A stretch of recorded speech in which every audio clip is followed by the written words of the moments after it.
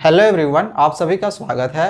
बच्चों, आज हम क्लास 8 मैथमेटिक्स की जो हमारी नई एनसीईआरटी की बुक निकाली गई है गणित प्रकाश, इसका पेज नंबर 44 और 45 के जो फिगर आउट वाले क्वेश्चंस हैं उसे अभी हम इस वीडियो में बनाने के लिए सीखेंगे।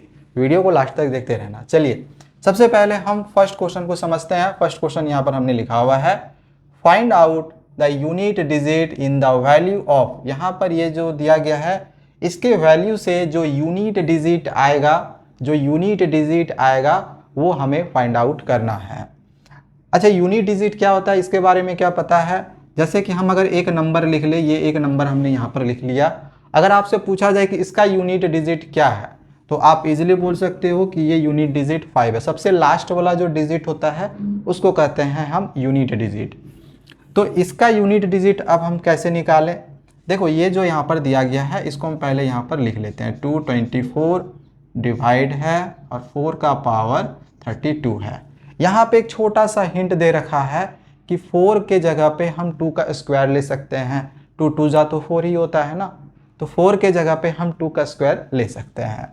तो इस 4 के जगह पे हम इस 2 के स्क्वायर को लिख देते हैं। ये 2 का पावर 224 रहने देंगे, यहाँ डिवाइड का साइन है और 4 के जगह पे ये 2 का स्क्वायर को कर दिए और ये यहाँ पर 32 को रहने देंगे। अब यहाँ पर देखो, तुमने एक फॉर्मूला पढ़ा हुआ होगा कि अगर a का पावर m और इधर n रहे तो क्या हो जाता है, ये दोनों मल्टीप्लाई हो जाता है, यानी कि m मल्टीप्लाई n हो जाता है। सेम यहाँ पर भी वही काम करेंगे, ये दोनों मल्टीप्लाई कर देंगे। तो ये तो 2 का पावर 224 रहेगा, डिवाइड भी रहेगा और यहाँ पर ये दोनों मल्टीप्लाई कर देंगे तो कितना हो जाएगा 64। ठीक है। अच्छा, एक फॉर्मूला आपने और पढ़ा होगा, अगर a का पावर m डिवाइड में a का पावर n रहे तो अगर बेस सेम रहता है और डिवाइड रहता है तो ये दोनों घट जाता है। ठीक है। और अगर यहाँ पर मल्टीप्लाई रहता तो ये दोनों प्लस हो जाता है, बशर्ते कि बस जो बेस है वो सेम होना चाहिए। बेस सेम रहेगा, जो पावर होता है वो घट जाता है, डिवाइड रहेगा तो, अब मल्टीप्लाई रहेगा तो वो प्लस हो जाता है। बस इस बात को याद रखना। ठीक है। तो यहाँ पर भी वैसे देख रहे हैं कि ये बेस सेम है और यहाँ पर डिवाइड है तो पावर क्या होगा, घट जाएगा। ठीक है। तो यहाँ पर हम पावर को घटा देंगे। ठीक है। अब यहाँ पे 2 रहेगा, ये दोनों को घटाएंगे तो कितना आ जाएगा 160। ओके, यहाँ तक समझ में आ गया। चलो, अब अगर आपसे पूछा जाए कि इसका यूनिट डिजिट क्या होगा, इसका यूनिट डिजिट क्या होगा तो बता सकते हो? देखो, अगर आपसे पूछें कि ये 2 का पावर 5 का यूनिट डिजिट क्या होगा तो आप तो इजीली इसको 5 बार लिख लोगे, ऐसे 5 बार लिख लोगे, मल्टीप्लाई कर दोगे। 2 2 जा 4, 4 2 जा 8, 2 जा 16, 2 जा 32 और इसमें से आप बोल दोगे यूनिट डिजिट 2 आएगा। बट यहाँ पर 2 का पावर 160 है तो क्या 2 को 160 बार मल्टीप्लाई करना पॉसिबल है? यहाँ 5 था पावर तो हमने 5 बार मल्टीप्लाई कर दिया, लेकिन अगर 2 का पावर 160 कर दे उतना बार लिखकर मल्टीप्लाई करना पॉसिबल है? नहीं है। तो कैसे हम यूनिट डिजिट इसका निकालें? तो ध्यान रखना एक चीज़, अगर 2 का पावर 1 करेंगे तो यूनिट डिजिट 2 ही निकलेगा। अगर हम 2 का पावर 2 कर दे तो यूनिट डिजिट 4 निकलेगा। अगर 2 का पावर 3 कर दे तो यूनिट डिजिट 2 2 जा 4, 2 जा 8 निकलेगा। अगर 2 का पावर 4 कर दे तो 2 2 जा 4, 4 2 जा 8, 8 2 जा 16, तो यूनिट डिजिट में 6 निकलेगा। यहाँ तक समझ में आया? अगर हम 2 का पावर 5 करेंगे तो यूनिट डिजिट में फिर से क्या आएगा, 2 आएगा, क्योंकि 2 को 5 बार मल्टीप्लाई करेंगे तो 32 आएगा। यूनिट डिजिट में क्या आया था, 2 आया था। तो 2 का पावर 5 कर रहे हैं तो फिर से यूनिट डिजिट में 2 आएगा। अगर 2 का पावर 6 कर देंगे तो 32, 2 जा 64, तो लास्ट में फिर से 4 आएगा, यानी यूनिट डिजिट 4 निकलेगा। अच्छा, यहाँ पर अब एक चीज़ ध्यान दो, यहाँ पर 2 आया, फिर 4 आया, फिर 8 आया, फिर 6 आया, फिर से यहाँ पे 2 4 और ये फिर से 6 8 आएगा, फिर 2 4 6 8 आएगा। मतलब ये जो साइकिल है हर 4 पावर के बाद वो रिपीट होते जा रहा है। तो यहाँ पे हमें क्या समझ में आ रहा है, एक चीज़ और अगर ध्यान दो, यहाँ पर अगर 2 का पावर 8 करेंगे तो जैसे 2 का पावर 7 करेंगे, अभी मैंने क्या बताया कि ये जो साइकिल है ये रिपीट हो रहा है, जैसे 2 4 8 6, फिर 2 4, फिर 8, फिर 6, ये रिपीट होगा ना। यानी 2 का पावर 7 करेंगे तो 8 आएगा, फिर 2 का पावर 8 करेंगे तो फिर 6 आएगा, फिर 2 का पावर 9 करेंगे तो फिर 2 आएगा। ये साइकिल हर 4 पावर के बाद रिपीट हो रहा है। ठीक है, यहाँ पर एक चीज़ और अगर तुम ध्यान दो तो जो जो पावर 4 के टेबल में आ रहा है, जैसे ये 4 के टेबल में आ रहा है, ये 4 के टेबल में आ रहा है ना, 4 के टेबल में 4 आ जाता है। इसी प्रकार से 8 भी 4 के टेबल में आता है, 4 के टेबल में 8 2 बार में आ जाता है। तो यहाँ पर अगर ध्यान दो कि जो पावर 2 का जो पावर 4 के टेबल में आता है उसका यूनिट डिजिट है जो है वो 6 आता है। समझ में आया? 2 का पावर अगर 4 के टेबल में आता है, जैसे 2 का पावर है यहाँ पर 4 और 8, ये दोनों 4 के टेबल में आता है, तो इसका यूनिट डिजिट क्या निकल रहा है? 6 निकल रहा है। तो यहाँ पर एक कॉन्सेप्ट समझ में आ गया। यहाँ पर भी अगर हम ये चेक कर ले कि अगर ये 4 के टेबल में आ रहा है या नहीं आ रहा है, अगर आ जाएगा तो हम समझ जाएंगे कि इसका भी यूनिट डिजिट कितना निकलेगा? 6 निकलेगा। समझ में आ गया? क्योंकि 4 के टेबल में अगर 2 के पावर डिविजिबल हो जाए, 2 का पावर जो भी होगा वो डिविजिबल हो जाए, यानी 4 के टेबल में अगर वो आ जाए तो हम कहेंगे कि वो जो होगा ये उसका यूनिट डिजिट 6 होगा। तो इस वजह से हम यहाँ पर लिख सकते हैं कि since 160 is divisible by 4, therefore हम लोग बोल सकते हैं कि यूनिट डिजिट कितना निकलेगा? ये 4 के टेबल में आ रहा है, 4 से डिविजिबल है, इसलिए जो यूनिट डिजिट निकलेगा 4 से जो डिविजिबल होगा उसका यूनिट डिजिट निकलेगा कितना? 6। तो बस ये आपका आंसर यहाँ पर कंप्लीट हो गया। बस हमें यूनिट डिजिट निकालना था, यूनिट डिजिट इसका 6 निकल जाएगा। आई होप क्वेश्चन यहाँ पर समझ में आ गया हो। चलो आगे अब हम अगला क्वेश्चन को समझते हैं, क्वेश्चन नंबर 2 को। अब चलिए आगे हम क्वेश्चन नंबर 2 को समझते हैं। सेकेंड क्वेश्चन यहाँ पर दिया गया है, there are 5 bottles in a container. एक कंटेनर में 5 बोतल है, एक कंटेनर में 5 बोतल है। Every day a new container is brought in. हर दिन एक नया कंटेनर खरीद कर लाया जाता है। How many bottles would be there after 40 days. तो 40 दिन के बाद, 40 डेज के बाद कितने बोतल्स हो जाएंगे? क्वेश्चन समझ में आया? क्वेश्चन क्या दिया गया था कि एक कंटेनर में 5 बोतल्स हैं, हर दिन एक नया कंटेनर खरीदा जाता है, तो 40 दिन के बाद टोटल कितने बोतल्स हो जाएंगे? ठीक है, सबसे पहले हम लोग लिखेंगे क्या दिया गया था पहले कि एक कंटेनर में कितने बोतल्स हैं? 5 बोतल। तो यहाँ पर हम लिखेंगे number of bottles in one container कितना दिया हुआ है? 5। समझ में आ गया कि एक कंटेनर में 5 बोतल्स हैं। ठीक है, एक कंटेनर में 5 बोतल्स यहाँ पे लिख सकते हो, बोतल्स यहाँ पर लिख सकते हो। ठीक है, अब आगे दिया गया था कि एक कंटेनर हर दिन खरीदा जाता है। एक कंटेनर हर दिन खरीदा जाता है, ध्यान समझना, एक कंटेनर हर दिन खरीदा जाता है, तो 40 दिन के बाद कितने बोतल्स होंगे? 40 दिन के बाद कितने बोतल्स होंगे अभी ये छोड़ दो, 40 दिन के बाद कितने कंटेनर होंगे पहले ये बताओ। अगर एक दिन एक कंटेनर को एक दिन में अगर एक कंटेनर को खरीदा जाता है, 2 दिन में कितने कंटेनर खरीदे जाएंगे? 2। 3 दिन में 3 कंटेनर खरीदे जाएंगे। 40 दिन में कितने कंटेनर खरीदे जाएंगे? 40। तो यहाँ पे हम लोग लिखेंगे कि पहले number of container bought in 40 days. 40 days कितने हो जाएंगे? 40। ये कंटेनर है, ठीक है, याद रखना ये क्या है? कंटेनर है, नंबर ऑफ कंटेनर है ना। तो number of container bought in 40 days, एक दिन में अगर एक कंटेनर खरीदा जा रहा है तो 40 दिन में 40 कंटेनर खरीदा जाएगा। अब अगर एक कंटेनर में 5 बोतल्स होते हैं तो 40 कंटेनर में कितने बोतल्स होंगे? तो 40 को इससे मल्टीप्लाई कर देंगे, सिंपल सी बात है। तो यहाँ पर लिखेंगे कि देयरफॉर नंबर ऑफ, फिर से लिखेंगे यही सब, बोतल्स इन, यहाँ पर 1 कंटेनर था तो 5 बोतल्स था, अब हम 40 कंटेनर ले रहे हैं, तो 40 कंटेनर इक्वल टू 5 × 40, तो ये इतना बोतल्स हो जाएगा। ठीक है, इतना बोतल्स रहेगा। तो 5 4 जा 20 कितना हो जाएगा 200 बोतल्स। तो बस ये आंसर आपका यहाँ पर कंप्लीट हो गया। सेकेंड क्वेश्चन भी यहाँ पर कंप्लीट करवा दिए हैं। चलिए अब आगे बढ़ते हैं क्वेश्चन नंबर 3 की ओर। अब चलिए आगे हम समझते हैं क्वेश्चन नंबर 3 को। सो क्वेश्चन नंबर 3 आगे दिया गया है, write the given number as the product of 2 और मोर पावर्स। यहाँ पर ये जो गिवन नंबर्स दिए गए हैं इनका 2 या 2 से ज़्यादा पावर के प्रोडक्ट के फॉर्म में लिखना है। क्वेश्चन समझ में आया क्या दिया गया है? यहाँ पर ये जो गिवन नंबर्स दिए गए हैं इनका 2 या 2 से ज़्यादा पावर्स के प्रोडक्ट के फॉर्म में लिखना है। कहने का मतलब ये है, सपोज कर लो 2 का पावर 6 है, तो इसे अगर हमें पावर के प्रोडक्ट के फॉर्म में लिखना होगा तो कैसे लिख सकते हैं? तो इसको हम 2 का पावर 2 मल्टीप्लाई 2 का पावर 2 मल्टीप्लाई 2 का पावर 2 लिख सकते हैं, कोई दिक्कत नहीं है। 2 4 6 जोड़ने के बाद 2 का पावर 6 ही आ जाएगा।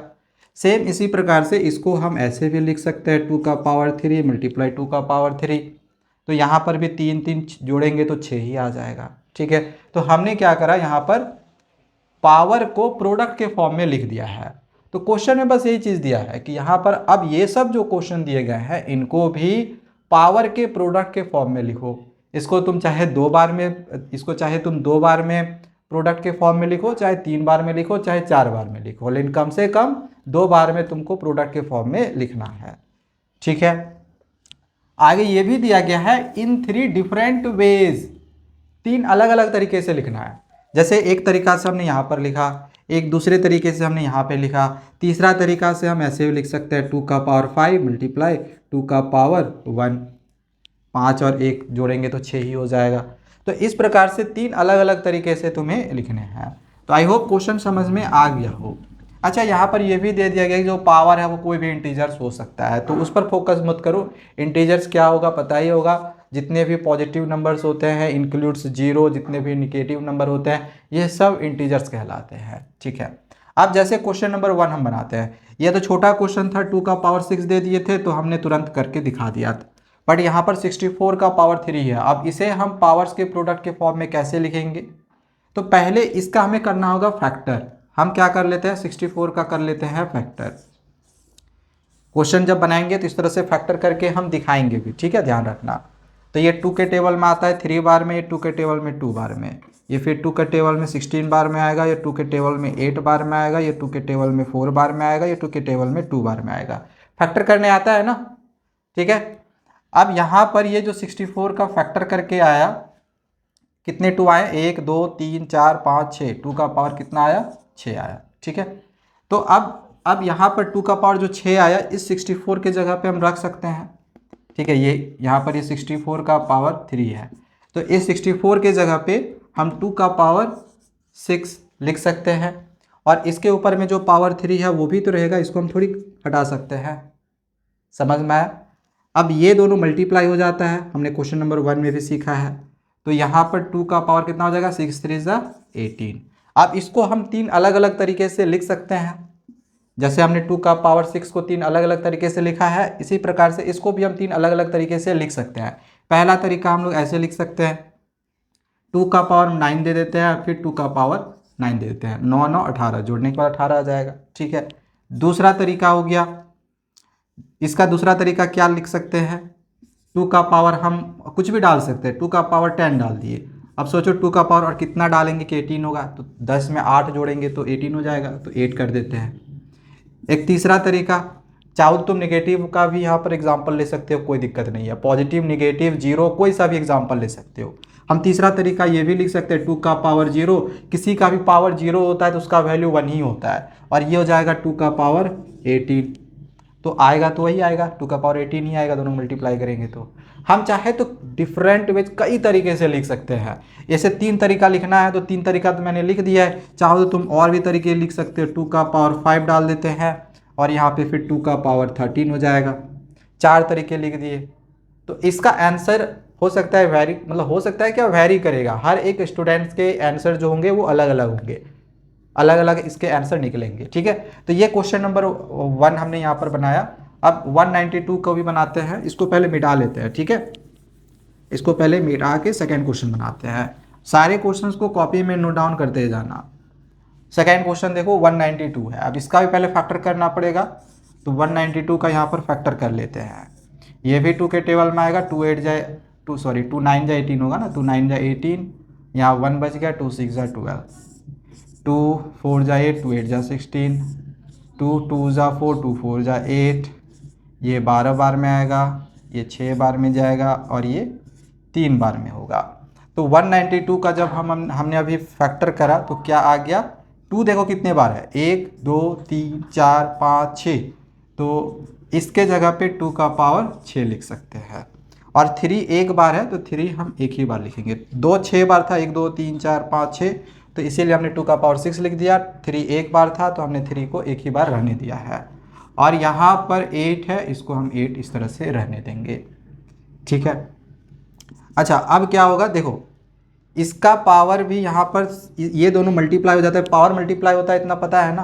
तो अगर सपोज कर लो ऐसे रहता 2 का पावर 2 मल्टीप्लाई 2 का 3 ऐसे रहे, ठीक है, ऐसे ऐसे अगर दिया हुआ है तो हम क्या करते हैं, पावर को ऐसे मल्टीप्लाई कर देते हैं और इसका भी पावर मल्टीप्लाई होता है, ठीक है ना। तो यहाँ पर ये दोनों तो मल्टीप्लाई होगा ही, 6 8 जा 48, और साथ ही साथ ये भी मल्टीप्लाई होगा, 3 का भी पावर 8 होगा। समझ में आया, ये तो मल्टीप्लाई होता ही होता है, साथ ही ये भी मल्टीप्लाई होता है, दोनों से हम मल्टीप्लाई करते हैं। ऐसे अगर तुम समझो तो ऐसे अगर मान के चलो m और n दिया हुआ, इसका अगर स्क्वायर कर दे तो ऐसा नहीं होता है, m का भी स्क्वायर करते हैं और n का भी स्क्वायर करते हैं, स्क्वायर तो दोनों करते हैं ना। अगर यहाँ पे 2 रहता तो m का पावर 4 हो जाता और n का स्क्वायर होता, ठीक है। तो सेम वही चीज़ यहाँ पे कर रहे हैं, इसका भी पावर मल्टीप्लाई होगा और इससे भी पावर मल्टीप्लाई होगा। तो एक तो तरीका चलो हमने यहाँ पर दे दिया है, 3 अलग अलग तरीके से हमें पावर को प्रोडक्ट के फॉर्म में लिखना है, तो एक तरीका तो यहाँ पर इसको हमने कर दिया है। अब दूसरा तरीका और क्या तरीके हो सकते हैं, तो इसको और हम कैसे लिख सकते हैं, देखो 2 का पावर 48 है, तो इसको हम ऐसे नहीं लिख सकते हैं 48, मतलब अपने मन से कोई सा भी यहाँ पर नंबर लिख लो, जैसे सपोज कर लो हम इससे कम लेना, ज़्यादा भी लोगे ना, लेकिन ज़्यादा लोगे चलेगा बट उसमें घटाना पड़ जाएगा, तो कम ही लेना। जैसे हम 45 लिए और कितना कम हो रहा है, 45 48 से कितना कम हो रहा है, 3 कम हो रहा है, तो 2 का पावर 3 ले लेंगे। इसी प्रकार से यहाँ पर 3 का पावर 8 को रहने दो, यहाँ पर इसको रहने दो, इसको कुछ मत करो। तो एक तो तरीका यहाँ पर और हो गया, एक तरीका ये भी होगा, ये भी तुम आंसर में लिख सकते हो।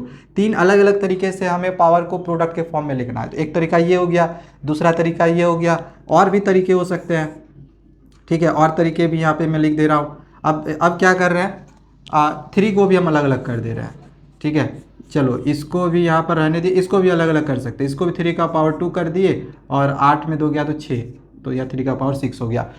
बस ये दोनों को जोड़ने के बाद 8 आना चाहिए, और यहाँ पर ये जो दोनों तो पहले जैसे का वैसे ही है।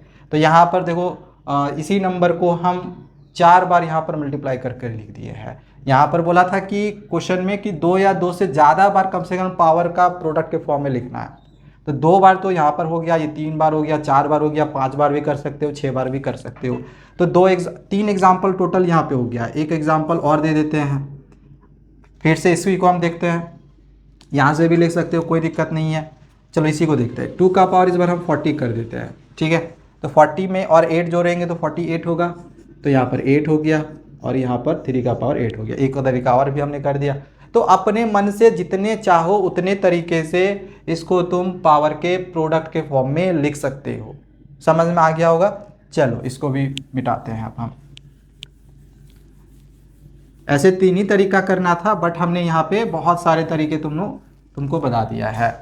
चलो अब इसको देखते हैं। अब ये 32 का पावर -5 है, तो 32 का भी फिर से हमें फैक्टर करना पड़ेगा। 32 का यहाँ पे फैक्टर कर लेते हैं। ये 2 के टेबल में 16 बार में आएगा, ये 2 के टेबल में 8 बार में आएगा, ये 2 के टेबल में 4 बार में आएगा, ये 2 के टेबल में 2 बार में आएगा। तो अब यहाँ पर 2 कितने बार आया, 1 2 3 4 5। तो इसके जगह पे इसको पहले यहाँ लिख लेते हैं 32 का पावर -5, ठीक है। चलो इस क्वेश्चन को बना रहे हैं। तो 32 में कितने 2 आए, 2 का पावर 5 आया, तो 2 का पावर 5 कर दिए, और यहाँ पे पावर कितना है -5, तो दोनों मल्टीप्लाई करेंगे तो 2 का पावर -5 5 जा 25 हो जाएगा, मतलब 2 का पावर 25 हो गया। अब इसको हमें 3 अलग अलग तरीके से लिखना है। चलो पहला तरीका करते हैं। अच्छा इसको अब हम ध्यान देना, ये नेगेटिव है, अभी तक जो था वो पॉजिटिव में आ रहा था, बट यहाँ पर निगेटिव है, तो हम क्या करेंगे, पावर को निगेटिव में लेंगे। जैसे 2 का पावर हम मान के चलो 20 ले लिए, तो 20 में और कितना जोड़ेंगे कि 5 होगा, 25 होगा, 20 में और 5 जोड़ेंगे तो 25 हो जाएगा।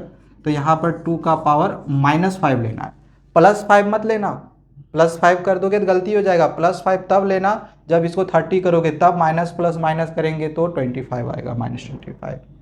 तो थोड़ा सा ध्यान देना प्लस माइनस में, तो इसीलिए ज़्यादा बेटर है माइनस में ही ले लो और प्लस करके ही लिख दो, कोई दिक्कत नहीं है। तो एक तरीका तो ये हो गया। दूसरा तरीका हम लोग अभी जैसे कुछ देर पहले मैंने बताया कि -30 मल्टीप्लाई 2 का पावर 5 कर दो, इसको भी सॉल्व करने के बाद -25 ही आएगा। इंटीजर्स तो पढ़ा होगा ना कि -30 + 5 करेंगे तो कितना आंसर आएगा, -25 आएगा, ठीक है ना। तीसरा तरीका यहाँ पर कर सकते हैं हम, 2 का पावर एक बार चलो 0 डाल देते हैं, 2 का पावर 0, और ये जैसे का वैसे ही डाल दो, ठीक है। तो इसको भी तो हम 2 का पावर 0, ये भी तो प्रोडक्ट के फॉर्म में ले सकते हैं, कोई दिक्कत नहीं है, ले सकते हैं। चौथा तरीका भी मैं यहाँ पे समझा दे रहा हूँ। यहाँ पे मान के चलो 2 का पावर -23 ले लिए, तो 23 में और कितना जोड़ेंगे, 25 आएगा, 2 जोड़ेंगे तो यहाँ पर -2 कर दो, आ गया 20। तो यहाँ पर मैंने फिर से 4 तरीका बता दिया। इस तरह से तुम चाहो तो जितने चाहे उतने तरीके से प्रोडक्ट के फॉर्म में लिख सकते हो। तो क्वेश्चन यहाँ पर हमने क्वेश्चन 3 भी करवा दिया है। ओके, चलो आगे समझते हैं आप क्वेश्चन नंबर 4 को। चलिए अब आगे हम समझते हैं क्वेश्चन नंबर 4 को। क्वेश्चन नंबर 4 में यहाँ पर दिया गया है, examine each statement below and find out if it is always true. बताना है कि क्या यहाँ पर ये जो स्टेटमेंट दिया गया है, क्या इसमें से कौन सा स्टेटमेंट जो ऐसा होगा जो हमेशा ट्रू होगा, ओनली समटाइम्स ट्रू, कभी कभी ट्रू होगा, और नेवर ट्रू, या फिर कभी भी वो ट्रू नहीं होगा। एंड एक्सप्लेन योर रीजनिंग, और जो भी तुम्हारा आंसर आता है उसको एक्सप्लेन करो, यानी कि कारण को एक्सप्लेन करो, कारण को बताओ। अब जैसे यहाँ पर फर्स्ट क्वेश्चन दिया गया है कि cube numbers are also square number. Cube number हमेशा स्क्वायर नंबर होता है। क्यूब नंबर क्या हमेशा स्क्वायर नंबर होता है? तो इसके लिए हम एग्जाम्पल लेते हैं, 1 को यहाँ पर बनाते हैं, ठीक है, समझने की कोशिश करना। एग्जाम्पल लेते हैं, बोला गया क्यूब नंबर हमेशा स्क्वायर नंबर होता है, तो हम किसी का क्यूब नंबर ले लेते हैं, जैसे कि 2 का क्यूब ले लेते हैं, या फिर 3 का क्यूब ले लेते हैं, और चेक करते हैं कि जो नंबर आ रहा है वो स्क्वायर नंबर आ रहा है या नहीं। अब जैसे इसका क्यूब करेंगे तो 2 2 जा 4 2 जा 8, या इसका क्यूब करेंगे तो 3 3 जा 9 3 जा 27। अब जरा आप ही बताओ कि ये 8 किसी का स्क्वायर नंबर होता है क्या? जैसे 16 4 का स्क्वायर होता है, 36 6 का स्क्वायर होता है, 25 5 का स्क्वायर होता है। तो 8 किसी का स्क्वायर होता है? नहीं। इसी प्रकार से 27 किसी का स्क्वायर होता है? नहीं। तो यहाँ से ये समझ में आया कि जो क्यूब नंबर होता है वो स्क्वायर तो नहीं होता है। बट एक एग्जाम्पल और देखते हैं, एक एग्जाम्पल लेते हैं 4 का पावर 3। अब अगर तुम इसको 3 बार मल्टीप्लाई करोगे, 4 4 जा 16 16 4 जा 64। अब अगर आपसे अगर पूछा जाए कि 64 किसी का स्क्वायर होता है, तो बिल्कुल होता है। किसका होता है? 8 का। तो यहाँ पे हम देख रहे हैं कि कुछ एग्जाम्पल्स में क्या हो रहा है कि क्यूब करने पर स्क्वायर नहीं आ रहा है, कुछ का क्यूब करने पर स्क्वायर्स आ जा रहा है। दैट मीन्स कि इसमें क्या होगा, ऑलवेज ट्रू तो नहीं होगा, ओनली समटाइम्स ट्रू, हाँ कभी कभी ये सच हो सकता है। तो बस हमें क्वेश्चन नंबर 1 को लिखना है, ये एग्जाम्पल्स यहाँ पे करके दिखा देना है, एंड लिख देना है कि ओनली, यहाँ पे लिख देना ओनली सम टाइम्स ट्रू, बस हो गया, और कुछ नहीं करना इसमें, ठीक है। एग्जाम्पल ये सब लिख के दिखा देना है। ओके, चलो आगे बढ़ते हैं। क्वेश्चन नंबर 1 हमने यहाँ पर बता दिया है, आगे समझते हैं क्वेश्चन नंबर यहाँ पर 2 नंबर को। दिया गया है 4th powers are always square number. 4th power हमेशा स्क्वायर नंबर होता है। 4th पावर हमेशा स्क्वायर नंबर होता है। 4th पावर लेते हैं, जैसे a का पावर 4, तो क्या a का पावर 4 हमेशा स्क्वायर नंबर होगा?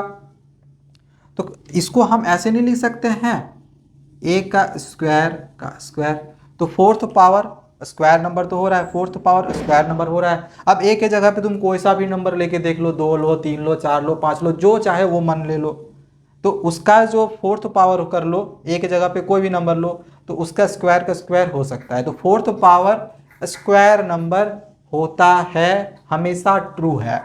ठीक है, तो इसका हो जाएगा ऑलवेज ट्रू। तो इसका आंसर में हम लोग लिख देंगे ऑलवेज ट्रू। ठीक है, यहाँ पर देयरफॉर करके ऑलवेज ट्रू लिख देना। समझ में आ गया?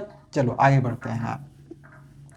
इसके बाद थर्ड क्वेश्चन है, यहाँ पे एच छूट गया। ठीक है, the fifth power of a number is divisible by the cube of that number. Fifth power of A number is divisible by the cube of that number. Fifth power हम लेते हैं, थर्ड नंबर यहाँ पे बना रहे हैं।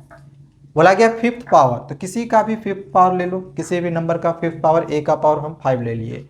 Is divisible by, divisible मतलब divide का sign, by the cube of that number, इसी का क्यूब। तो क्या ये डिविजिबल हो रहा है? क्वेश्चन में बोल रहा है क्या ये डिविजिबल होगा? बिल्कुल होगा, क्योंकि a का पावर 3 तो आ ही जाएगा ना। a का पावर जो 5 है इसको हम 5 बार लिख सकते हैं ना। a का पावर 5 को 1 2 3 4 5, ठीक है। और यहाँ पर a का पावर 3 बार है तो 3 बार लिख सकते हैं। तो ये देखो कट तो जा रहा है ना, कट जा रहा है, दैट मीन्स कि ये क्या है? डिविजिबल है। ठीक है, या फिर इसको तो हम ऐसे भी लिख सकते हैं ना, a का पावर 3 मल्टीप्लाई a का पावर 2 और डिवाइड बाई a का पावर 3। तो a का पावर 3 तो डिवाइड हो रहा है ना, डिविजिबल हो रहा है। दैट मीन्स कि इसका भी ऑलवेज ट्रू होगा। The fifth power of A number is always divisible by the cube of that number. ठीक है, तो इसका भी आंसर में हम लोग क्या लिखेंगे? ऑलवेज ट्रू लिख देंगे। ठीक है, इसका भी ऑलवेज ट्रू लिख देना। समझ में आ गया? यहाँ पे लिख लेना देयरफॉर ऑलवेज ट्रू। इसको नहीं भी करोगे दिक्कत नहीं है, बट ये वाला करके दिखा देना। ठीक है, ये करके दिखा देना और लिख देना देयरफॉर ऑलवेज ट्रू। ओके, चलो आगे बढ़ते हैं। आगे फोर्थ नंबर है, the product of to cubes is always a cube number. The product of to cubes, अब हम एक नंबर का क्यूब लेते हैं, एक नंबर ले लेते हैं a, इसका क्यूब कर देते हैं। बोला गया है दो नंबर का बोला गया product of two cube number, दो क्यूब नंबर का प्रोडक्ट। तो एक क्यूब नंबर हमने यहाँ पे ले लिए और एक दूसरा क्यूब नंबर हम ले लेते हैं b, इसका क्यूब इसका क्यूब, दो क्यूब नंबर का प्रोडक्ट हमने यहाँ पे कर दिया। क्वेश्चन बोला था product of two cube numbers is always a cube. क्या इसका प्रोडक्ट क्यूब नंबर होगा? तो बिल्कुल होगा। हमने एक फॉर्मूला पढ़ा है कि अगर पावर सेम हो तो बेस मल्टीप्लाई हो जाता है। ठीक है, तो और पावर जैसे का वैसे ही रहेगा। तो देख लो इसका जो प्रोडक्ट है इसका क्यूब आ रहा है। ठीक है, तो जो यहाँ पर स्टेटमेंट बोला था ये ऑलवेज ट्रू हो जाएगा इसका भी। ठीक है, कि दो क्यूब का जो प्रोडक्ट होता है, दो क्यूब नंबर्स का जो प्रोडक्ट होता है वो भी एक क्यूब नंबर होता है। तो इसका क्यूब नंबर आ जा रहा है, मतलब ये भी सही है। ठीक है, तो इसमें भी हम लोग ऑलवेज ट्रू यहाँ पर लिख देना। ठीक है, यहाँ पर लिख देना देयरफॉर ऑलवेज ट्रू। ठीक है, समझ में आ गया? चलो आगे बढ़ते हैं। एक लास्ट अब क्वेश्चन नंबर 5 है। यहाँ पर बोला गया है Q का power 46 is both a fourth power and a sixth power. जहाँ पे Q जो है कोई भी एक प्राइम नंबर है, Q का power 46 both a fourth power and a sixth power. Q का पावर जो 46 है ये फोर्थ पावर भी होगा और सिक्स्थ पावर भी होगा। अब ध्यान से एक चीज समझना, जैसे फोर्थ पावर कब होगा? अगर a का पावर मान के चलो हम 12 लेते हैं, तो ये फोर्थ का पावर हो सकता है, ये 4 का पावर भी हो सकता है ये 4 का पावर, क्योंकि सॉरी 4 के टेबल में 3 बार में आएगा। तो a का पावर अगर 12 रहता तो इसको हम फोर्थ का पावर ले सकते थे। सेम इसी तरह से अगर a का पावर 12 हो तो क्या इसको हम 6 का पावर नहीं ले सकते हैं? ले सकते हैं। ठीक है, तो यहाँ पे एक एग्जाम्पल के द्वारा आपको मैंने समझाया कि कब कोई नंबर 4 का पावर और 6 का पावर हो सकता है। ये 12 4 का भी पावर हम ले सकते हैं और ये 12 6 का भी पावर हम ले सकते हैं। तो बोला जा रहा है अब क्या Q का पावर 46 ये 4 का पावर और 6 का पावर होगा?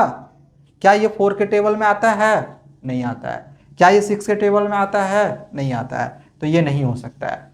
4 और 6 यहाँ पर जो दिया गया 4 और 6 इसका पावर तभी होगा जब इसका एलसीएम 4 और 6 का एलसीएम 4 और 6 का जो एलसीएम होगा जैसे 12 होगा। ठीक है, तो पावर 12 रहे तभी होगा, अदरवाइज नहीं होगा। तो क्वेश्चन नंबर 4 भी यहाँ पर हमने कंप्लीट करवा दिया है। चलिए अब आगे समझते हैं क्वेश्चन नंबर 5 को। चलिए अब आगे हम समझते हैं क्वेश्चन नंबर 5 को। सो क्वेश्चन नंबर 5 है simplify and right this in exponential form.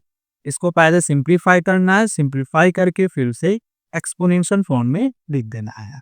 अब जैसे क्वेश्चन नंबर 1 यहाँ पर दे रखा है 10 का पावर -2 मल्टीप्लाई 10 का पावर -5। तो हमें फॉर्मूला पढ़ा है कि अगर बेस सेम हो, मल्टीप्लाई हो, तो जो पावर होता है वो ऐड हो जाता है। तो हमने पावर को ऐड कर दिया। इसको सॉल्व करेंगे, प्लस माइनस -5 होगा। ये 10 का पावर कितना हो जाएगा, माइनस माइनस प्लस, 5 और 2 7, माइनस आएगा -7। इसको ज़्यादा से ज़्यादा हम लोग अगर निगेटिव पावर रहता है तो ये नीचे आ जाता है, ये 10 का पावर 7 हो जाता है। तो लास्ट हम ये भी करेंगे तो ये भी आंसर सही है, ये भी आंसर सही है। इतना भी करके छोड़ दोगे तो कोई दिक्कत नहीं है, ये भी सही हो जाएगा। बस इतना ही करना है। अब सेकेंड क्वेश्चन को लगाते हैं। सेकेंड क्वेश्चन मेरा यहाँ पर दिया गया है 5 का पावर 7 डिवाइडेड बाई 5 का पावर 4। अब यहाँ पे डिवाइड है, जब डिवाइड रहता है बेस सेम रहता है तो पावर घट जाता है। तो यहाँ पर हम क्या करेंगे, पावर को घटा देंगे। ठीक है, पावर पर यहाँ पर हम घटा देंगे, दोनों को घटाएंगे तो 5 का पावर 3। बस हो गया आंसर, इसमें और कुछ करना नहीं है, बस इतना ही आंसर होगा। ठीक है, चलो अब आगे बढ़ते हैं, क्वेश्चन नंबर 3 को समझते हैं। यहाँ पर दिया गया 9 का पावर -7 डिवाइडेड बाई 9 का पावर 4। ठीक है, यहाँ डिवाइड है तो फिर से ये दोनों घटाएंगे हम। 9 बेस से में 9 है, -7 डिवाइड है तो माइनस, और ये होगा, ये हो गया 4। ठीक है, आगे बढ़ते हैं। 9 माइनस माइनस प्लस, 7 और 4 11, लेकिन साइन माइनस कर देगा। इसको चाहे तो हम 9 का पावर 11 भी लिख सकते हैं। तो ये भी लिखोगे कि ये भी सही होगा। ठीक है, या फिर तुम ये भी लिख सकते हो। ओके, तो यहाँ पर 3 क्वेश्चन होगा। फोर्थ क्वेश्चन पे यहाँ पे बनाते हैं। यहाँ पे दिया गया है 13 का पावर -2 और फिर दिया गया है -3। तो यहाँ पे देखो 13 जैसे का वैसे ही रहेगा। एंड हमने ऑलरेडी अभी फॉर्मूला पढ़ा है कि ये जो पावर होता है मल्टीप्लाई हो जाता है। ये माइनस माइनस प्लस हो जाएगा और 2 3 जा 6 हो जाएगा। तो बस और कुछ नहीं करना है, इस पर ब्रेक नहीं करना है, क्योंकि एक्सप्लेनेशन फॉर्म में लेकर आए ना, इसका आंसर बस इतना ही होगा। ठीक है, चलो बिहार बना देते हैं हम क्वेश्चन नंबर 5 को। लास्ट क्वेश्चन है क्वेश्चन नंबर 5। दिया गया है n का पावर 5, n का पावर 12 और यहाँ पे फिर दिया गया है n का पावर 9। अच्छा, इस सब कैसे बनाएंगे, देखो इन दोनों के बीच में कोई साइन नहीं है, दैट मीन्स कि मल्टीप्लाई का साइन हम डाल सकते हैं। इसी तरह से यहाँ पर मल्टीप्लाई का साइन दे सकते हैं। अब ये पावर दोनों में 9 हो जाएगा, m का भी पावर 9 हो जाएगा और m का भी पावर 9 हो जाएगा।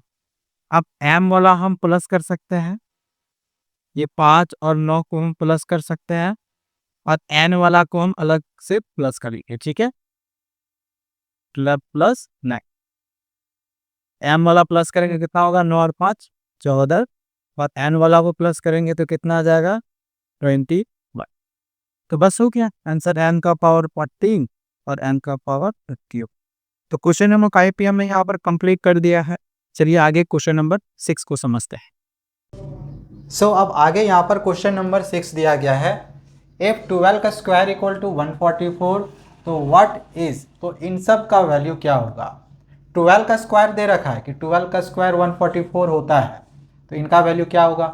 अब जैसे अगर हमें इसका वैल्यू निकालना है, यहाँ पर कितना दिया हुआ है 1.2 का स्क्वायर। स्क्वायर का मतलब क्या हो गया कि ये 2 बार हम लिख सकते हैं, और 12 का स्क्वायर दे रखा है 144, ये भी तो 12 ही है ना, तो 12 का स्क्वायर 144 हम यहाँ पे लिख सकते हैं।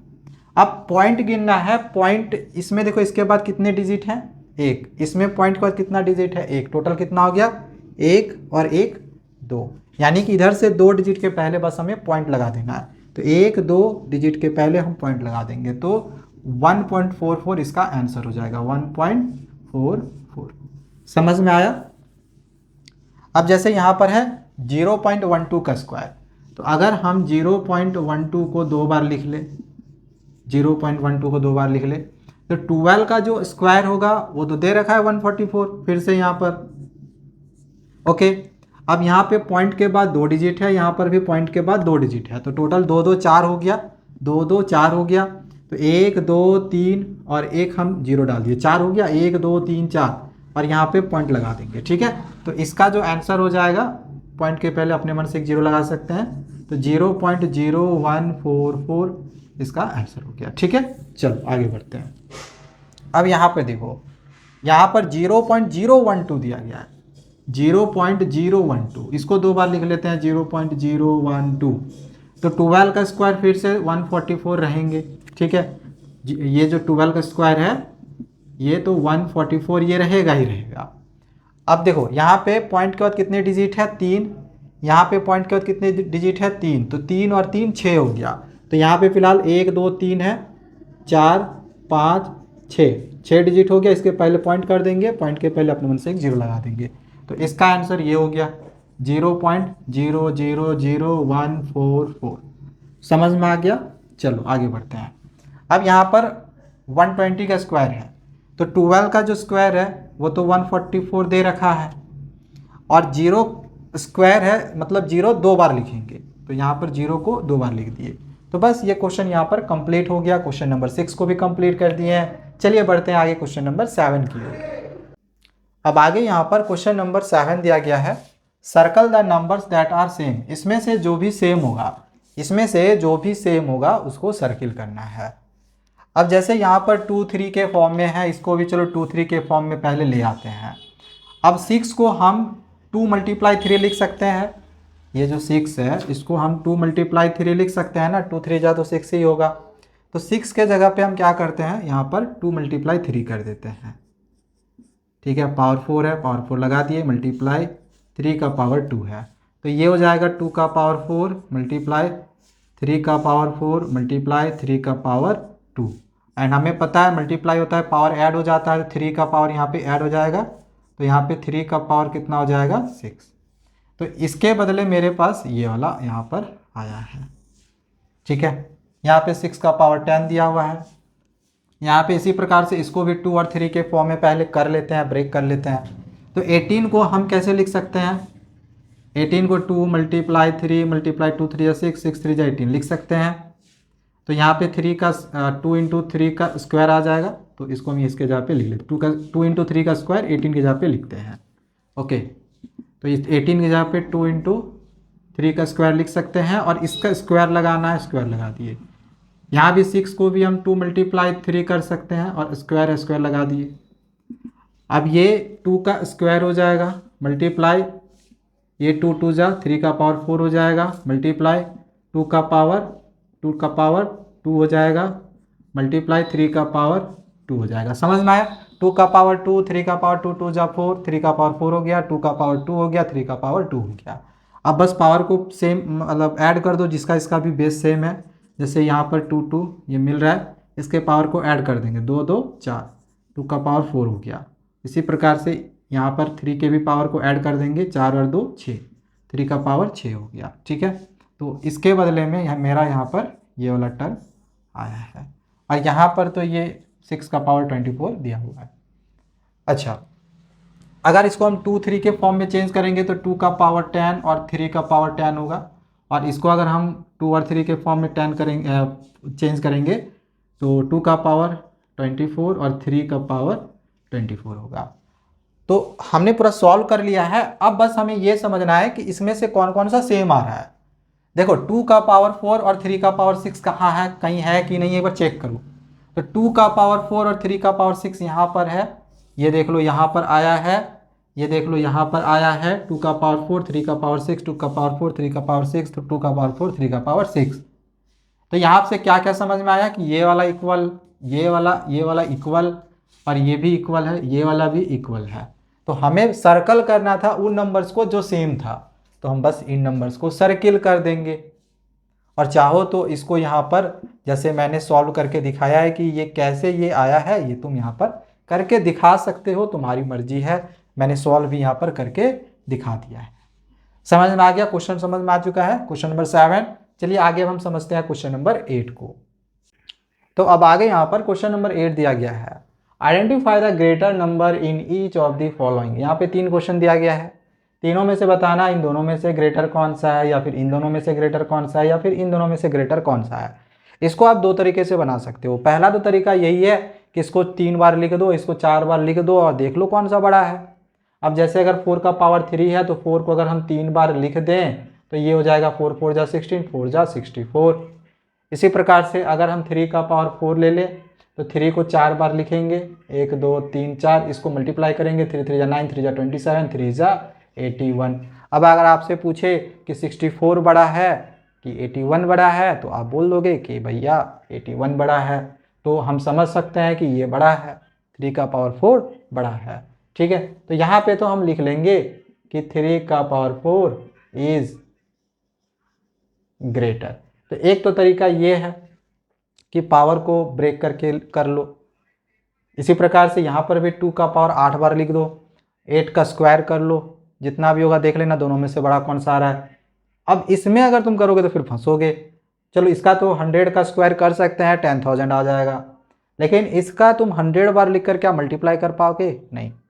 तो यहाँ पर हमें कोई ट्रिक यूज़ करना पड़ेगा।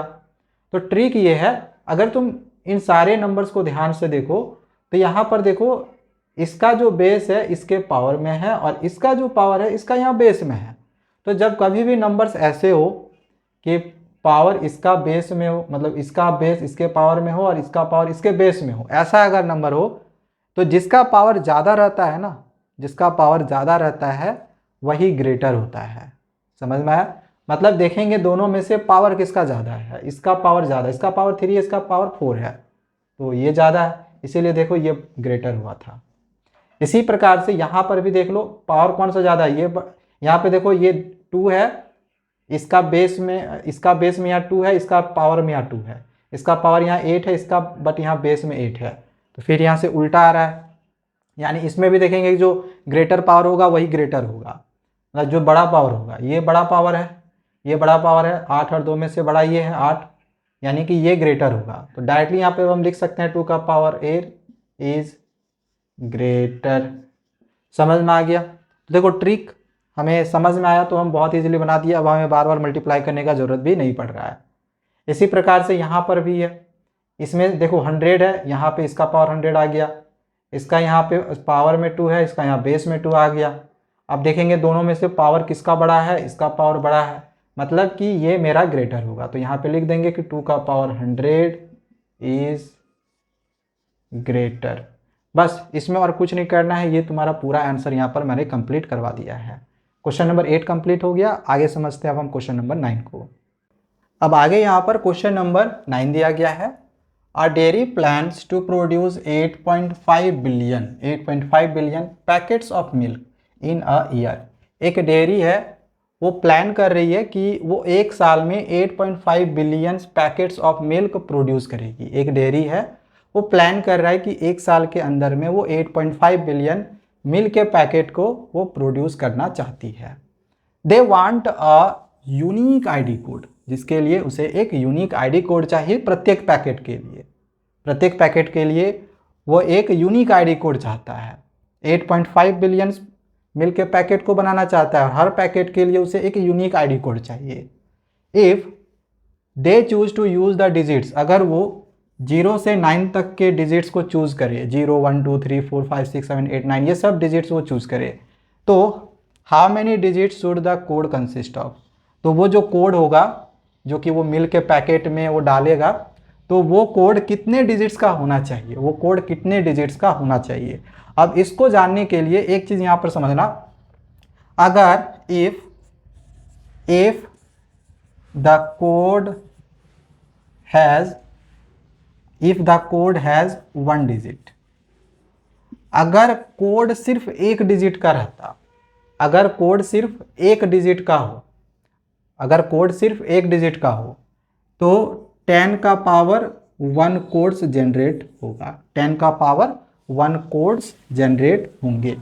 मतलब 10 अलग अलग नंबर हम, मतलब 10 नंबर हम जनरेट कर सकते हैं अगर कोड 1 डिजिट का होता है तो। अब जैसे कि कोड आ जाता 9, ये 1 डिजिट का है, ये 1 डिजिट का है ना, तो हम 10 कोड इससे जनरेट कर सकते हैं। कौन कौन सा? 0 1 2 3 4 5 6 7 8 9, 10 कोड जनरेट कर सकते हैं। ठीक है, इसी प्रकार से if the code has 2 digit, अगर कोड 2 डिजिट का होता तो 10 का स्क्वायर कर देते, इतना कोड्स जनरेट होगा। 10 का स्क्वायर कितना होगा, 100 कोड्स जनरेट हो जाएगा। अगर कोड 2 डिजिट का हो तो वो 100 कोड्स जनरेट हो सकता है।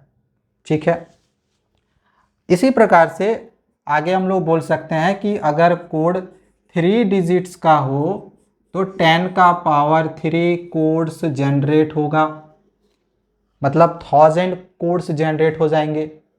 अलग अलग प्रकार के 1000 कोड्स जनरेट हो सकता है अगर कोड वो 3 डिजिट का होगा तो। इसी प्रकार से अगर हम बोले अगर डिजिट्स n डिजिट्स हो, मतलब हमें पता नहीं हो कि कितने डिजिट्स का कोड होगा, हमें भी पता नहीं है कि कितने डिजिट्स का कोड हमें जनरेट करना है, ठीक है ना।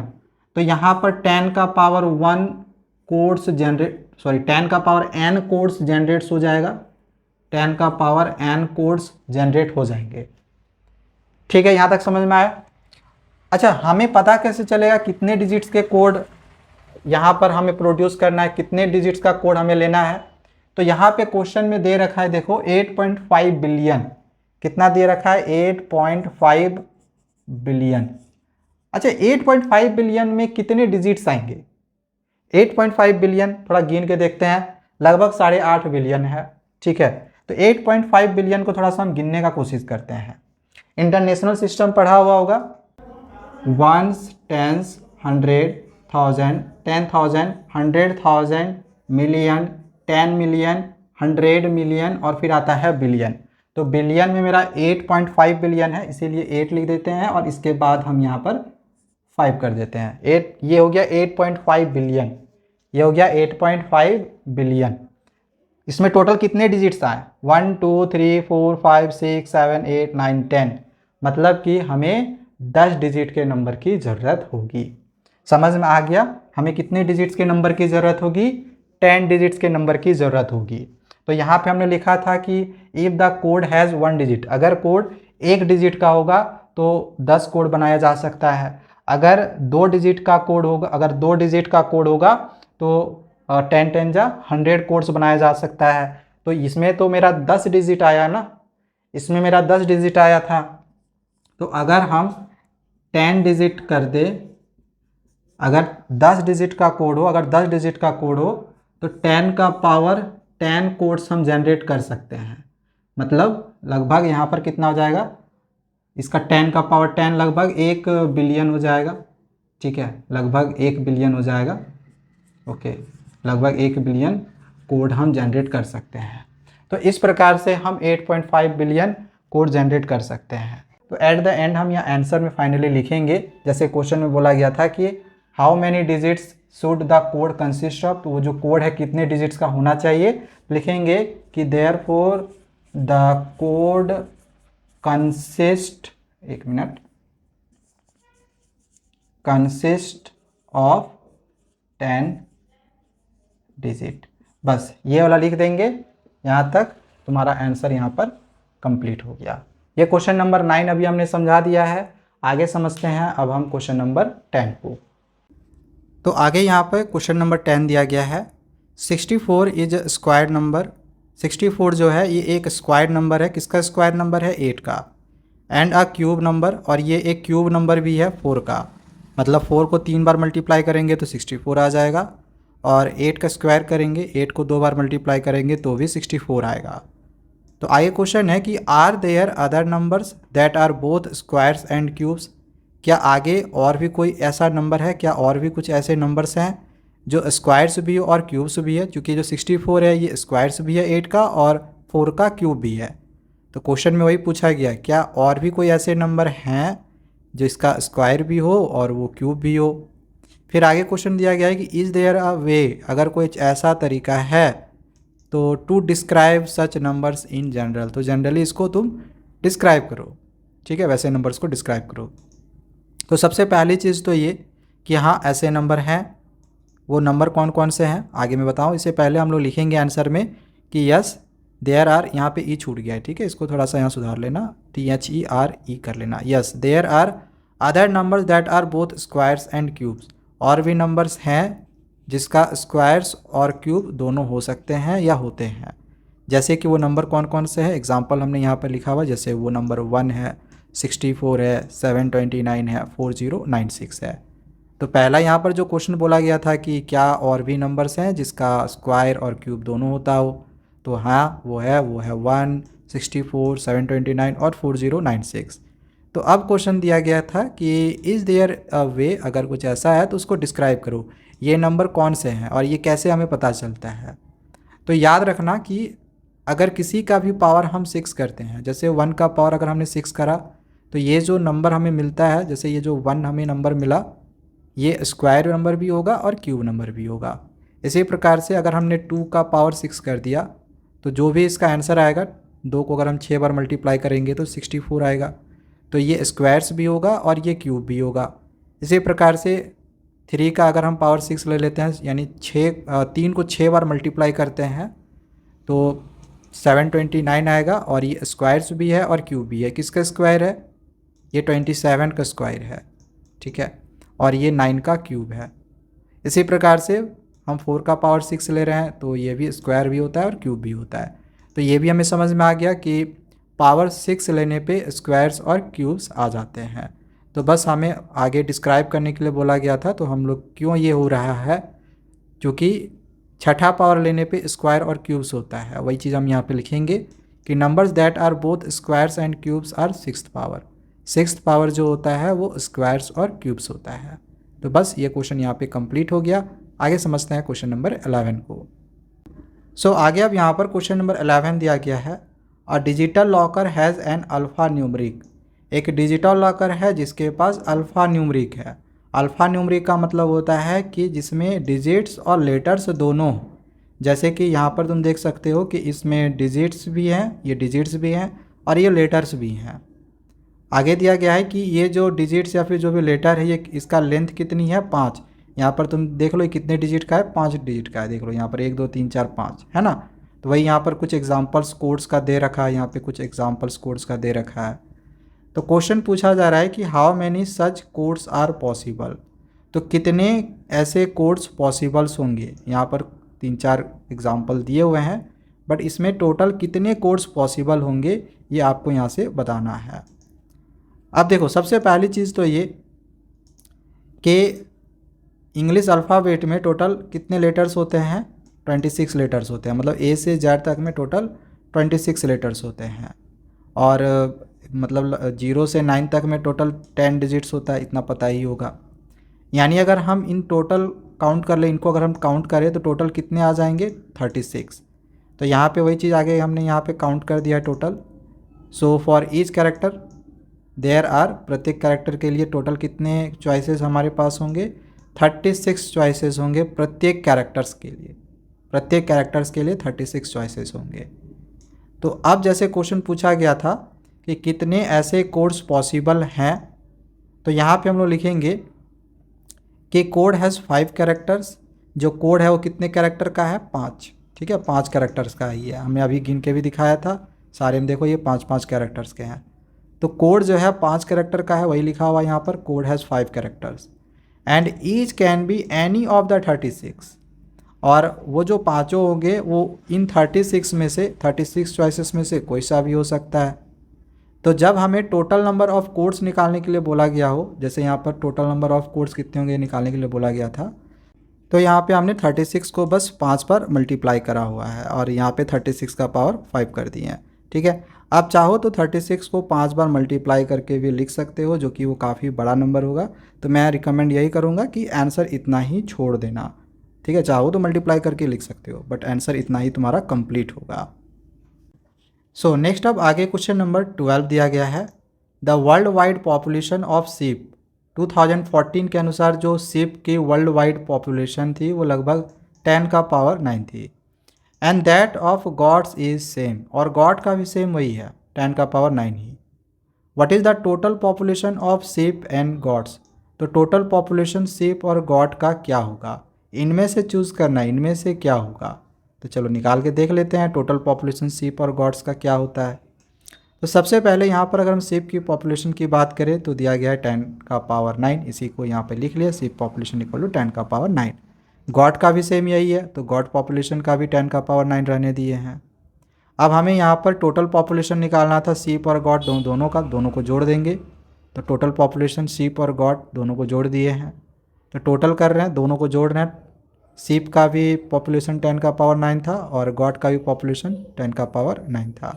दोनों को जोड़ेंगे तो कितना हो जाएगा, ये एक है, ये एक है, एक एक कितना हो गया 2, यानी कि 2 × 10 का पावर 9 होगा। अब ऑप्शन में देख लो 2 × 10 का पावर 9 कहाँ पर है, ऑप्शन नंबर 5 में, तो ये मेरा राइट आंसर होगा।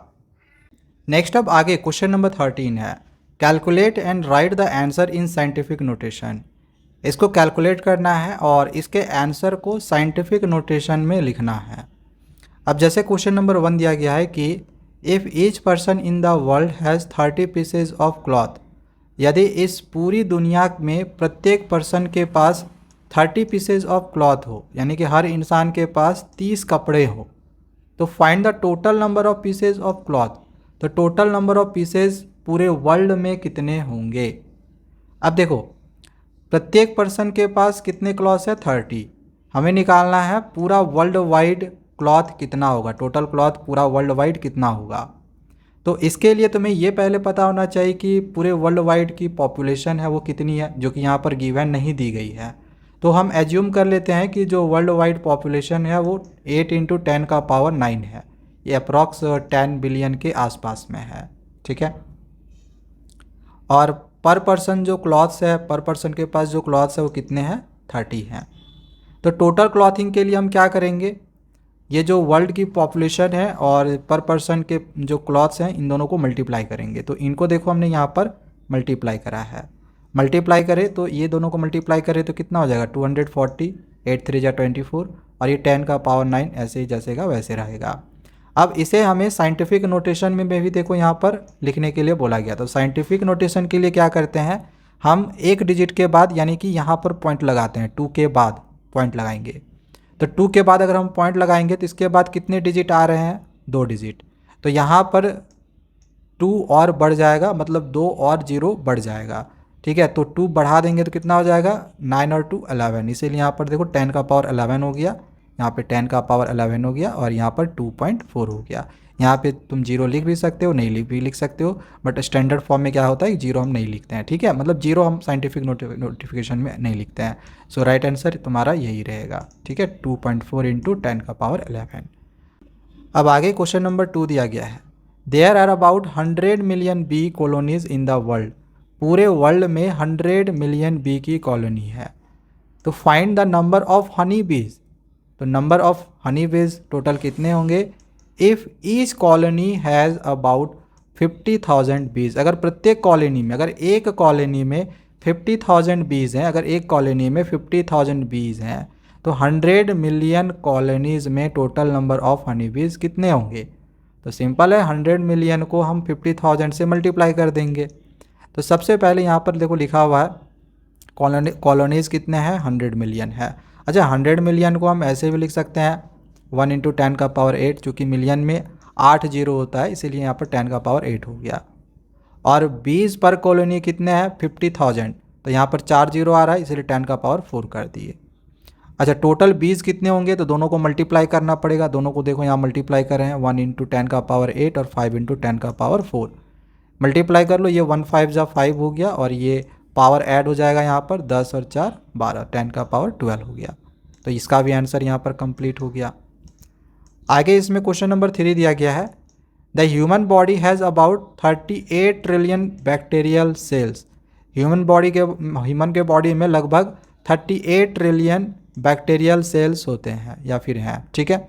तो दिया गया है find the bacterial population residing in all humans in the world.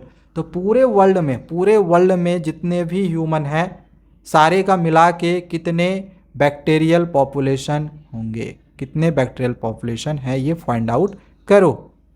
तो देखो सबसे पहले इसमें हमने क्या करेंगे, दिया गया था कि 38 ट्रिलियन बैक्टीरियल सेल्स है ह्यूमन में, तो 38 ट्रिलियन बैक्टीरियल सेल्स को टोटल पॉपुलेशन के साथ हम मल्टीप्लाई कर देंगे, क्योंकि हमें यहाँ पर क्या बोला गया था, यहाँ पर दिया गया था कि टोटल बैक्टीरियल पॉपुलेशन कितनी होगी, टोटल बैक्टीरियल पॉपुलेशन कितनी होगी। तो ह्यूमन बॉडी में जितने भी ट्रिलियन के बैक्टीरियल सेल्स हैं, अगर इसे हम पूरे वर्ल्ड के पॉपुलेशन से मल्टीप्लाई कर दे, पूरे वर्ल्ड के पॉपुलेशन से मल्टीप्लाई कर दे तो टोटल बैक्टीरियल पॉपुलेशन निकल जाएगा। तो दोनों को देखो यहाँ पर मल्टीप्लाई करा गया है, ठीक है, 38 ट्रिलियन बैक्टीरियल सेल्स को और टोटल पॉपुलेशन को। तो टोटल पीपल कितने हैं, क्वेश्चन नंबर 1 में भी मैंने बताया था कि टोटल जो पॉपुलेशन है वो 8 × 10⁹ है, मतलब 8 बिलियन के आसपास में है। अच्छा, 38 ट्रिलियन को हम कैसे लिख सकते हैं, जो ट्रिलियन है ये बिलियन के बाद आता है, ठीक है, पहले मिलियन फिर बिलियन फिर ट्रिलियन। तो 38 ट्रिलियन को हम कैसे लिखेंगे, तो 38 × 10⁻12, क्योंकि 1 ट्रिलियन बराबर 10⁻12 होता है, 12 जीरो होते हैं ट्रिलियन में, याद रखना, ठीक है। अब इसे अगर हम साइंटिफिक नोटेशन में लिखें तो साइंटिफिक नोटेशन में इसके लिखने के लिए हम क्या करेंगे, अभी मैंने क्या बताया था कि एक डिजिट के बाद पॉइंट लग जाता है। देखो एक डिजिट के बाद हमने पॉइंट लगा दिया। अब एक डिजिट के बाद अगर हम पॉइंट लगा रहे हैं, यहाँ पे अगर पॉइंट लगा हुआ है तो इसके बाद एक डिजिट आ रहा है ना, इसके बाद एक ही है, इस वजह से इसमें एक और जोड़ दिए तो 10 का पावर ये 13 हो गया, ठीक है। तो सबसे पहले हमने क्या करा कि इसको साइंटिफिक नोटेशन में कन्वर्ट कर दिया और वर्ल्ड की पॉपुलेशन तो ये मेरा यहाँ पर दिया गया था, बैक्टीरिया पर पर्सन हमने यहाँ पे निकाल लिया, ये जो आया है यहाँ पर लिखे हुए हैं। अब हमें दोनों को मल्टीप्लाई कर लेना है, ठीक है, दोनों को मल्टीप्लाई करेंगे तो टोटल बैक्टीरिया निकल जाएगा। तो ये देख लो यहाँ पर दोनों को मल्टीप्लाई करके लिखे हुए हैं। अब इन दोनों को मल्टीप्लाई करेंगे तो 30.4 आएगा और इसको मल्टीप्लाई करेंगे तो पावर ऐड हो जाएगा, तो 13 और 9 जोड़ेंगे तो कितना होगा 20, 13 और 9 9 3 12, 10 का पावर 22 होगा, ठीक है। तो इस वजह से यहाँ पे 10 का पावर 22 है। अब इसे फिर से हमें साइंटिफिक नोटेशन के फॉर्म में लिखना है, तो हमें 3 के बाद 0 लगाना है। तो इसके बाद देखो यहाँ पर एक ही डिजिट आ रहा है, क्योंकि पॉइंट यहाँ पर है ना, तो इस पॉइंट से पहले और यहाँ पे पॉइंट लगाएंगे, इसमें एक डिजिट आ रहा है, तो इस वजह से इसमें एक 0 और बढ़ाना पड़ेगा, यानी कि 22 और 1 आगे करना पड़ेगा, 23 हो जाएगा। तो यहाँ पर देख लो आंसर 3.04 × 10 का पावर 23 इसका आंसर हो गया, ठीक है। क्वेश्चन समझ में आया। चलो आगे बढ़ते हैं। क्वेश्चन नंबर 4 दिया गया है, total time spent eating in a life time in seconds. अब यहाँ पर तुम्हें निकालना है टोटल जो समय तुम खाने में खर्च करे हो, खाना खाने में टोटल टाइम जो तुमने खर्च करा है पूरे लाइफ टाइम जो भी खर्च करोगे उसको सेकेंड्स में लिखना है। खाने में पूरे लाइफ टाइम में जो भी इंसान समय खर्च करता है उसको सेकेंड्स में लिखना है, ठीक है। कैसे लिखेंगे देखो, सबसे पहली चीज़ तो ये हम एज्यूम कर लेते हैं कि पर डे जो है तुम 1 घंटा खाना खाने में लगाते हो, जैसे सुबह से लेके रात तक हर दिन तुम खाने में 1 घंटा लगाते हो, ये हम एज्यूम कर लेते हैं। तो वही यहाँ पर लिखा हुआ है 1 आवर पर डे ईटिंग, हम हर दिन मान के चलो 1 घंटा खाना खा रहे हैं। एक साल में होता है 365 दिन, और हम एवरेज मान लेते हैं कि इंसान जो है वो लगभग 80 साल वो ज़िंदा रहता है। ये तुम एज्यूम करके ही तुम्हें बनानी है, एज्यूम करके तुम अपना भी एज यहाँ पर लिख सकते हो। तुम्हारी एज अगर 15 साल है या फिर 14 साल है या 12 साल है तो तुम इसको 12 से भी मल्टीप्लाई कर सकते हो, ठीक है। तो हम यहाँ पर एक ह्यूमन का जो भी एवरेज एज होता है उसको लेकर बना रहे हैं, ठीक है। तो इसको हम 80 से मल्टीप्लाई कर दिए, ओके। अब अगर हम इन तीनों को मल्टीप्लाई करेंगे तो 80 × 365 होगा और ये 1 यहाँ पर रहेगा। इन सब को मल्टीप्लाई कर देंगे तो इतना आवर्स हो जाएगा। बट हमें क्वेश्चन सेकेंड में निकालना था, सेकेंड में। तो सेकेंड में कन्वर्ट करने के लिए आवर को मिनट में कन्वर्ट करते हैं तो 60 से मल्टीप्लाई करते हैं और फिर 60 को और 60 से मल्टीप्लाई कर देंगे तो फिर वो सेकेंड में कन्वर्ट हो जाएगा। तो ये कितना हो जाएगा 3600, तो इसी को हमने यहाँ पर लिखा हुआ है, ठीक है। और फिर ये जो इतना आवर्स हुआ था इसको 3600 से मल्टीप्लाई कर दे रहे हैं तो कुछ इतना सेकेंड्स आ जा रहा है। बस इसको साइंटिफिक नोटेशन में लिख दो। यहाँ पे टोटल कितने डिजिट्स हैं, 1 2 3 4 5 6 7 8 9, पॉइंट यहाँ लगेगा तो 10 का पावर, अच्छा 8 आ रहा है क्या, टोटल 9 है बट यहाँ तक 8 आ रहा है, 3 3 6 7 8, तो यहाँ पे 10 का पावर 8 हो गया और 0.1 के बाद हम लगा दिए। तो साइंटिफिक नोटेशन में इसको हमने कन्वर्ट कर दिया है। तो 13 नंबर तक हम क्वेश्चन कंप्लीट करवा चुके हैं, 13 क्वेश्चन कंप्लीट करवा चुके हैं। एक क्वेश्चन और बचा हुआ है, चलो उस क्वेश्चन को भी अब हम समझते हैं। अब एक लास्ट क्वेश्चन नंबर 14 दिया गया है, व्हाट वाज द डेट 1 अरब और 1 बिलियन सेकेंड्स एगो। 1 अरब या फिर 1 बिलियन सेकेंड्स पहले डेट क्या थी वो हमें यहाँ पर निकालना है। 1 अरब या फिर 1 बिलियन सेकेंड्स पहले डेट क्या थी ये हमें निकालना है। तो सबसे पहले हम यहाँ पर ये लिख लेते हैं कि 1 अरब या फिर 1 बिलियन में कितने सेकेंड्स होते हैं। 1 अरब ये इंडियन के अनुसार है और बिलियन इंटरनेशनल के अनुसार है।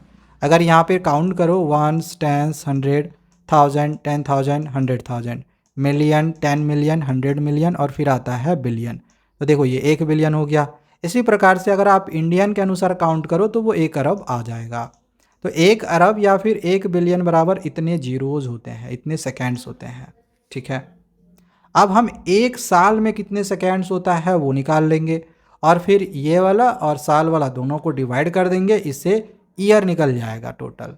ठीक है, तो चलिए पहले हम ये निकाल लेते हैं कि 1 घंटे में कितने सेकेंड्स होता है, क्योंकि ईयर तभी निकलेगा, ईयर के सेकेंड, जब आपको ईयर डेज ये सब का सेकेंड्स पता हो। तो 1 घंटे में हमें पता है कि 60 मिनट होता है और 1 मिनट में 60 सेकेंड्स होता है, इसीलिए 1 आवर को 60 × 60 कर दिए, दोनों को मल्टीप्लाई किए तो 3600 सेकेंड्स आ गया, मतलब 1 घंटे में इतना सेकेंड्स होता है। ठीक है, अब एक दिन में 24 आवर्स होता है, एक दिन में 24 आवर्स होता है। अभी हमने यहाँ पे 1 आवर बराबर 3600 सेकेंड्स निकाला है, तो इस आवर के जगह पे हम 3600 लिख देंगे, जिससे हमें पता चल जाएगा कि एक दिन में कितने सेकेंड्स हो गए, 86,400 सेकेंड। एक दिन में 86,400 सेकेंड्स हो गया। अब हम 1 साल का निकालेंगे, हमने 1 घंटे का सेकेंड्स निकाल लिया, हमने 1 दिन का निकाल लिया, अब हम 1 साल का निकाल रहे हैं। तो 1 साल में कितने दिन होते हैं, 1 साल में 365 × 25 डेज होता है। अच्छा, 0.25 यहाँ पर क्यों डाला गया है, क्योंकि लीप ईयर भी तो होता है, हर 4 साल में एक बार लीप ईयर आता है, हर 4 साल में एक बार लीप ईयर आता है, इसीलिए 1/4 यहाँ पर लिया गया है। अगर 1/4 को अगर हम पॉइंट में ले तो वो 0.25 आएगा, इसीलिए 365 को हमने 0.25 से ऐड करा तो 365.25 डेज आ गया 1 साल का। ठीक है, और हम यहाँ पे निकाल चुके हैं कि एक दिन में इतना सेकेंड्स होता है, तो इसको अब हम इससे मल्टीप्लाई कर देंगे, जिससे कि ये पता चल जाएगा कि 1 साल में कितने सेकेंड्स होते हैं। तो ये देख लो, इसको और इसको हमने यहाँ पर मल्टीप्लाई करा है, तो 1 साल में इतना सेकेंड्स होगा, ये हमने यहाँ पर निकाल लिया है। अब हमने शुरू में यहाँ पे क्या बोला था कि इन दोनों को हम कर देंगे डिवाइड, जिससे कि ईयर निकल जाएगा कि कितना ईयर हुआ है। तो यही यहाँ पर लिखे, नाउ कन्वर्ट 1 बिलियन सेकेंड्स, ये जो 1 बिलियन सेकेंड्स था इसको हम ईयर में अब यहाँ पे कन्वर्ट कर रहे हैं। तो यहाँ कन्वर्ट कर रहे हैं तो दोनों को डिवाइड कर दे रहे हैं। ठीक है, इन दोनों को डिवाइड कर रहे हैं, इसको और इसको डिवाइड कर रहे हैं। इसको जब डिवाइड करेंगे तो लगभग आ जाएगा, इसको डिवाइड करने के बाद यहाँ पर लगभग 31.7 ईयर्स आएगा। ठीक है, यहाँ पे ध्यान देना, 31.7 ईयर्स आएगा। इसको डिवाइड करके चाहो तो तुम देख सकते हो। ठीक है, अब देखो यहाँ पर ये जो 31 है ये तो ठीक है, चलो 31 ईयर्स है, बट आगे में ये जो 7 है 0.7, इसको हम पहले मंथ में कन्वर्ट करेंगे, क्योंकि ये पॉइंट में है। ठीक है, 0.7 ईयर्स है, 31 तो ठीक है, बट आगे ये जो 0.7 है, इस 0.7 को हम पहले मंथ में कन्वर्ट करेंगे, क्योंकि ये पॉइंट में ईयर में दिया हुआ है, पॉइंट ईयर में दिया हुआ है। ओके, तो जैसा कि हम जानते हैं कि 1 साल में 12 महीना होता है, 1 साल में 12 महीना होता है। ठीक है, तो 0.7 ईयर बराबर कितना हो जाएगा, तो 0.7 को 12 से मल्टीप्लाई करेंगे तो लगभग आ जाएगा 8.4 मंथ्स। ओके, अब आज की डेट देख लो, आज की डेट ऐसे आज तो 1 अगस्त है, बट मैंने यहाँ पर 2 अगस्त की डेट ली हुई है, कोई भी यहाँ पर हम डेट ले सकते हैं। ठीक है, इन फ्यूचर कोई भी डेट हो सकता है, जिस दिन तुम बना रहे होगे क्वेश्चन उस दिन की भी यहाँ पर डेट तुम ले सकते हो। तो सपोज करो तुमने जिस दिन भी इस क्वेश्चन को सॉल्व कर रहे हो उस दिन की यहाँ पर डेट ले लेना। आज मैं इसको बना रहा हूँ तो मैंने आज ले लिया कि ये 2 अगस्त 2025 है। तो सबसे पहले ये जो 31 ईयर्स है, इस 31 ईयर्स को 2025 से हम सब्ट्रैक्ट कर लेंगे, क्योंकि हमें पीछे जाना है। हमें 1 बिलियन सेकेंड एगो कौन सा डे था या डेट था वो हमें पता करनी है, तो हम पीछे जाएंगे, सब्ट्रैक्ट करेंगे। ठीक है, तो 2025 में हम 31 को यहाँ पे सब्ट्रैक्ट कर रहे हैं, वही चीज़ यहाँ पे लिखा हुआ है, नाउ सब्ट्रैक्ट 31 फ्रॉम 2025। तो इसको इन दोनों को अगर हम सब्ट्रैक्ट कर रहे हैं तो आ जा रहा है 2 अगस्त 1994। ठीक है, पूरा 31 साल हमने सब्ट्रैक्ट कर दिया, 31 ईयर सब्ट्रैक्ट करा 2025 से, तो अगर 2025 को अगर 31 से मल्टीप्लाई करो तो 1994 आएगा। और आज की डेट क्या थी? 2 अगस्त। तो 31 साल पहले 2 अगस्त 1994 होगा। सिंपल सी बात है। और ये 0.7 ईयर्स अभी ये बचा हुआ है ना, मतलब कि ये जो 8.4 मंथ्स है ये बचा हुआ है। अब तुम क्या करो कि ये 2 अगस्त जो है, 2 अगस्त से तुम लगभग ये 8.4 मतलब लगभग तुम बोल सकते हो कि 8.5 महीना, लगभग 8.5 महीना तुम पीछे जाओ। तो ये चीज़ यहाँ पे लिखे हैं, go back approx 8.5 months before, या फिर 8.4 मंथ्स बिफोर। इसको हम अप्रॉक्स में ले लिए हैं, तुम यहाँ पर 8.4 भी ले सकते हो। तो लगभग 8.5 महीने पीछे जाओ।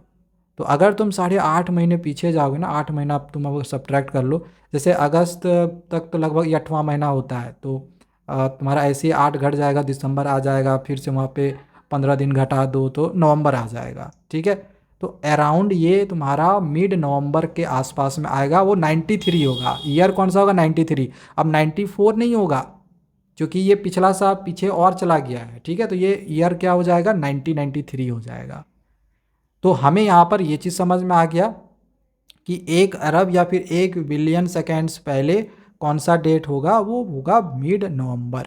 मिड नवंबर तो लिख लेंगे, दैट मीन्स अरब सेकेंड एगो, 1 अरब सेकेंड एगो कौन सा डेट होगा? मिड नवंबर होगा 1993, मिड नवंबर 1993।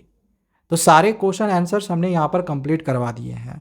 बट यार मुझे एक चीज़ समझ में नहीं आ रही है कि ये NCERT वालों ने कौन सा नशा करके ये वाला क्वेश्चन बनाया था। क्यों मैं ऐसा कह रहा हूँ? अब बताओ, 8 क्लास का बच्चा क्या इसकी डिवाइड कर पाएगा? और करेगा भी तो कितनी दिक्कत होगी। और इतना बड़ा सॉल्यूशन मतलब मुझे नहीं लगता है कि ये 8 क्लास में देना चाहिए था। फ़िलहाल अभी 9 में दे देता, 10 में दे देता, चलता, बट 8 क्लास में ऐसे क्वेश्चंस नहीं डालने चाहिए थे। चलो ठीक है, अब डाल दिया है तो कोई दिक्कत नहीं है। मैंने यहाँ पे क्वेश्चन समझा दिए हैं। बाकी आगे के भी चैप्टर्स को हम बहुत ही अच्छे से समझेंगे आगे। तो चैनल को सब्सक्राइब करके रख लेना। मिलते हैं दूसरे वीडियोज़ में। Thank you, bye bye.